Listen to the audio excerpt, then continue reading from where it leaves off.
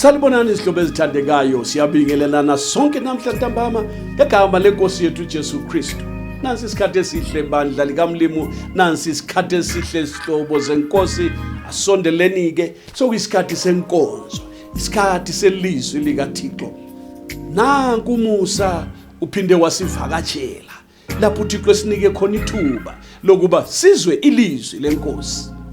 Xa uThixo esipha amathuba asiwasebenziseni ngoba sikhona namuhla usaza kasikho.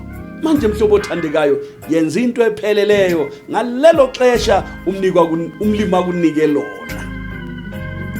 Thatha ke iBhayibheli lakho sihlobo sami, qoqa imuli yakho lihlale phansi lilalele lokhu Jehova azakukhuluma phakathi kwethu. Uma ulalela ngokukholwa noma ugula emzimbeni, uThixo uyakuphilisa. Akukhathalekile ukuthi umkhuhlane wakho unjani, uqale nini, wenze njani, ngoba akahlulwa lutho uThixo.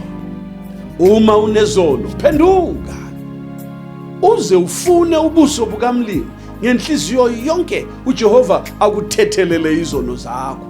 Igama lakho lilotshwe encwadini yokuphila, unikwe inhliziyo entsha. uThixo akungcwelise, asiphune impande yesono, ube mhlophe ngenhliziyo, abese kwembesa ngamandla kamoya oyingcwele, bese uzaphilela ke uThixo impilo emthokozisayo useselapha ezweni.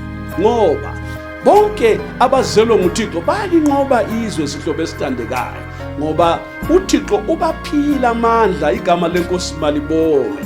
Yena uzelwe nguThixo akenzi ukona, akenzi ukona ngoba imbewu yakhe ihlala kuye, angone ngokuba ezelwe nguThixo. Lokhu kuyenzeka, lokhu kuyatholakala. Kholwa kuJesu namhlanje ntambama, uzabona isimanga empilweni yakho. Inkosi mayisibusise sonke.